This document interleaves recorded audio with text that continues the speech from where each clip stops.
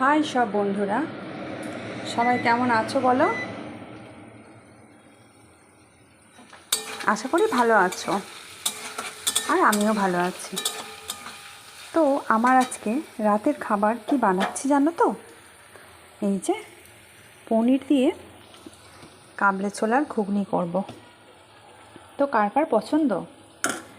তো পনিরটাকে ভেজে নিচ্ছি, আর এখানে মশলা নিয়ে নিয়েছি। এর মধ্যে আছে টমেটো একটু পেস্ট করে নিয়েছি, গুঁড়ো লঙ্কা, হলুদ গুঁড়ো, আদা বাটা, ধনে, জিরে একটু হালকা করে ভেজে আর গুঁড়িয়ে নিয়েছি, আর কাঁচা পাকা একটু লঙ্কা আছে।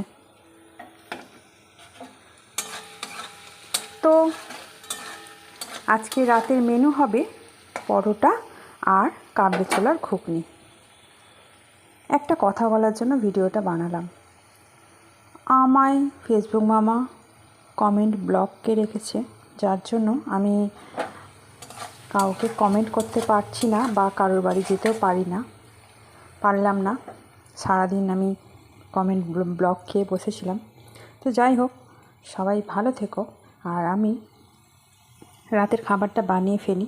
তো চলো দেখতে থাকো আমি কিভাবে ঘুগনিটা বানাই।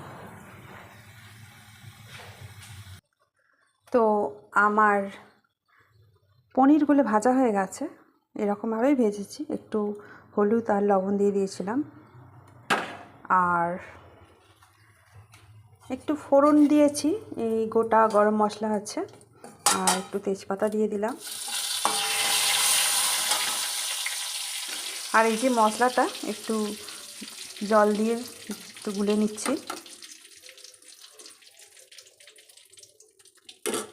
আর কাবলি ছোলা আর একটু আলু দিয়েছি, এটা তো প্রেসারে সিদ্ধ করে রেখেছিলাম, ভালোই সিদ্ধ হয়েছে।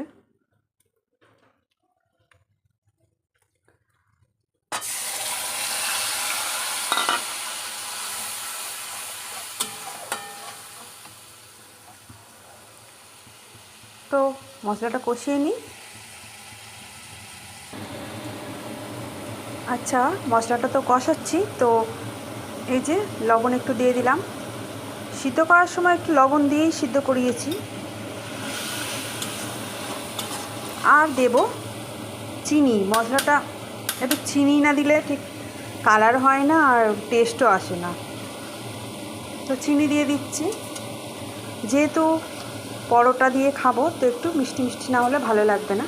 ঝাল দিয়েছি, তো আমার ছেলে আবার